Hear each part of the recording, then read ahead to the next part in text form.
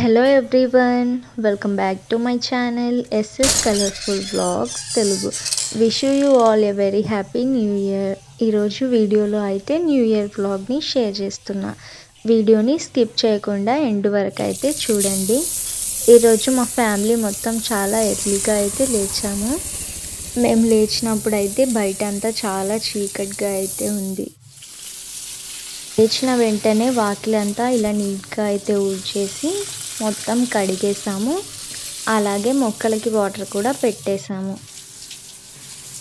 మా ఇంట్లో మొక్కలు అయితే చాలానే ఉంటాయి. ఇలా డైలీ మార్నింగ్ అయితే వాటర్ పోస్తాము.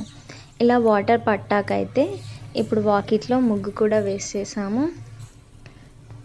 ఇప్పుడైతే ధనుర్మాసం కాబట్టి ఇలా గీతల ముగ్గులు వేయడానికైతే మేము ప్రిఫర్ చేస్తాం. అలాగే తులసమ్మ దగ్గర కూడా ఇలా లోటస్ ముగ్గు అయితే వేసాను. ముగ్గు వేసాక చూడండి ఎంత బాగుందో. ఇలా డైలీ ముగ్గులు వేసుకుంటే ఎంత పాజిటివ్గా డే అంతా ఉంటుంది కదా. ఈరోజు అయితే న్యూ ఇయర్ కాబట్టి ఇవాళ అయితే ఒక కొత్త స్వీట్ అయితే ట్రై చేశాను. రాయలసీమ స్పెషల్ శనగపప్పు సగ్గుబియ్యంతో పాయసం ఎలా చేశానో చూడండి. ముందుగా అయితే స్టవ్ ఆన్ చేసి ఒక కడాయి పెట్టి కొద్దిగా వాటర్ అయితే వేసుకున్నా. ఇప్పుడు దీంట్లోకి నైట్ అంతా నానబెట్టిన శనగపప్పును అయితే వేసుకున్నా. శనగపప్పుని ఒక 1 అవర్ నానబెట్టినా సరిపోతుంది.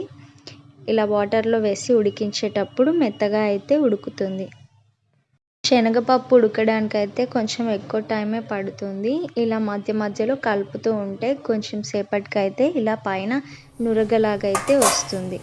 ఇప్పుడు లిడ్ ఓపెన్ చేసి చూస్తే చూడండి ఇలా నురగలాగా వచ్చింది. ఈ నురగంతా తీసేయాలి.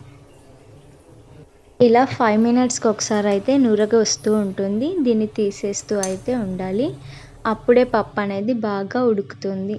ఇప్పుడు ఈ పప్పు ఉడికేలోకి అయితే మిగతా ప్రాసెస్ అయితే చేసుకుందాం. ఇప్పుడు 1 స్పూన్ బియ్యం పిండిని ఇలా కొద్దిగా వాటర్లో కలిపేసి పక్కన పెట్టుకోవాలి.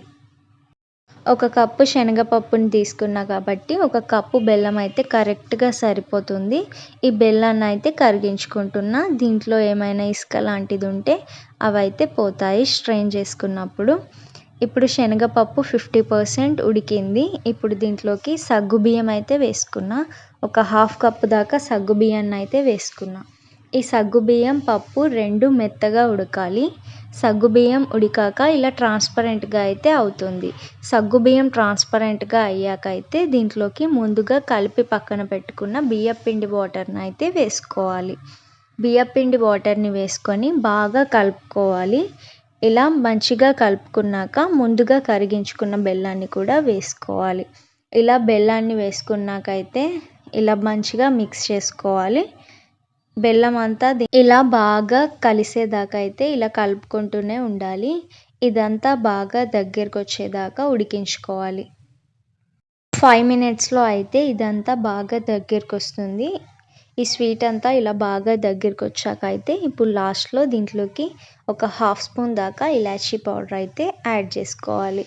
ఇలాచీ పౌడర్ వేసుకున్నాక ఒక 5 మినిట్స్ దాకా ఇలా కలుపుకుంటే ఎంతో టేస్టీగా ఉండే సగ్గుబియ్యం శనగపప్పు పాయసం అయితే రెడీ. దేవుడికి ప్రసాదం చేయడం అయితే అయిపోయింది. ఇప్పుడు పూజ అయితే చేస్తున్నా.